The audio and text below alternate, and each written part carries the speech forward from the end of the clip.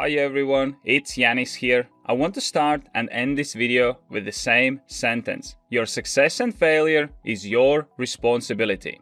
Learning from books and materials is great, but it's even better if you can learn from actual experiences. I recently had an experience where I was so close to achieve my goal, but in the end, I failed to achieve it. So I wanted to share my experience.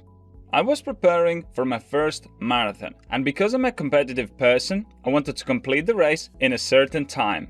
Of course, I could just go to race and jog it, but that's not me. Whatever I do, I try to do my best and push my limits. At the beginning, I wasn't sure what should I aim at, but throughout my preparation, it became apparent that 5 minutes per kilometer would be a challenging pace. And to step up the game even more, I decided to break 3 hours and 30 minutes mark, meaning that I would have to run at the pace of 4 minutes and 58 seconds if I wanted to achieve this goal.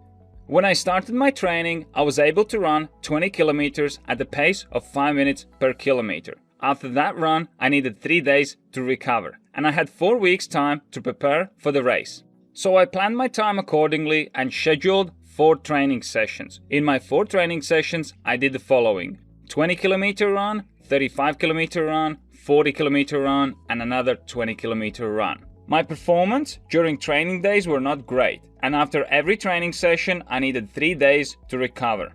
It was about 1 week before the race that I decided that I will try to run my first marathon in under 3 hours and 30 minutes. There was no doubt that it was going to be hard and even impossible. But as I said before, I was not going to jog my marathon. There were 3 ways I could run the marathon and I would be happy with 2 outcomes. Number 1, I ran marathon in under 3 hours and 30 minutes. Number 2, I started running at the pace to complete it under 3 hours 30 minutes. But at some point in the race, I broke and I completed it slowly or not completed it at all. And number 3, I run slowly and complete the race with ease. I would be happy with the scenarios 1 and 2, but not with the third one. I don't mind to lose as long as I know that I gave my best. The race. After 1 month of preparation, we arrived at the race 1 day early to collect the race pack. Next morning, I was up at 4 a.m. to do my morning stretch and get ready. At 5:30, I arrived at the venue, dropped off the bag and started warming up. In my mind, I was not sure if I'll be able to achieve my goal, but I had a plan. I wanted to run the first 6 kilometers at the pace of 5 minutes and 10 seconds, then increase the pace to 5 minutes and 2 seconds till half marathon. After the half marathon would be completed, I would increase the pace again to 4 minutes and 58 seconds and keep it till the last 3 kilometers would be left, and then I would use whatever is left in my tank. Unfortunately for me, this is not how it went. I did my first kilometer in 4 minutes and 53 seconds and my second kilometer in 4 minutes and 46 seconds. This is happening when you're running with other 7,000 people. I was trying to slow down a bit, but it felt good running with the crowd, so I just kept going. In about kilometer 10, I picked up a water bottle and I think that I drank too much of a water. Because after about 500 meters, my stomach started to hurt me. Luckily for me, by kilometer 18 or 19, the pain was gone and I could run normally. I did the first half of the race in just 1 hour and 45 minutes. The real challenge started when half of the race was completed. I was about 500 meters behind the pacers group that were leading people to finish the marathon in under 3 hours and 30 minutes. That was my group.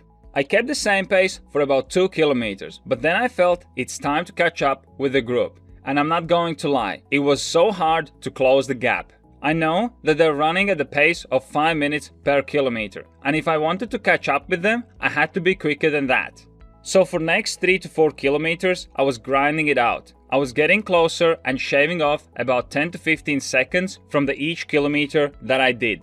At around kilometer 27, I was with my group. There were about 8 to 10 people that were sticking together. I was happy to be part of the group, but I was also exhausted. Then I was thinking to myself, if I can just stick with the group, then I'll achieve my goal of running under 3 hours and 30 minutes. It was kilometer 37 and the group started to split apart. Some runners picked up speed slightly and some slowed down. I had a good feeling inside of me that I could run in 3 hours and 30 minutes as planned. All I have to do is to stick with the pacer till the end of the race.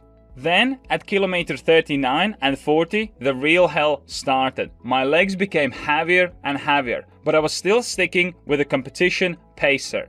Last 500 meters, and I feel that I have done it. It's hard, but adrenaline of achieving my goal is pushing me forwards. Myself and pacer runs into the finish line tunnel. I glance at the big clock, and it shows 3 hours, 30 minutes, and 30 seconds. I'm in shock. There is nothing I can do, and I finish my race with a time on the clock about 3 hours, 30 minutes and 38 seconds, and I go to recovery zone to get some water. My official finishing time was 3 hours, 30 minutes and 18 seconds. I failed to achieve my goal of breaking 3 hours and 30 minutes. I have a few options here. I can blame the pacer because their job is to arrive at the finish line before allocated time, which in our case was 3 hours and 30 minutes.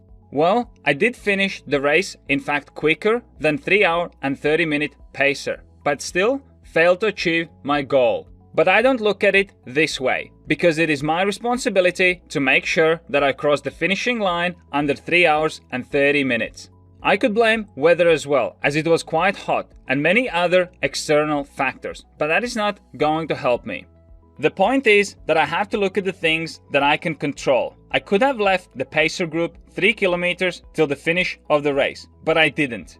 You know why? Because I hadn't trained well enough and my performance wasn't ready to break 3 hour and 30 minute mark. There is nothing to blame except myself for not doing the homework properly. If I want to achieve great things, I'll have to put in the work. And most importantly, I have to take responsibility for everything that happens in my life. Like I said at the beginning of this video, your success and failure is your responsibility. If you want to manage your time better, have more structure in your life, and achieve your goals, make sure you check out my time planning application. You can set goals and track progress towards them, create time blocks and build your own daily structure, as well as log your time and measure your performance. Best of all, it's totally free, so press here to check it out right now. I'm working on new videos every day, so be sure you subscribe so you don't miss my next episode.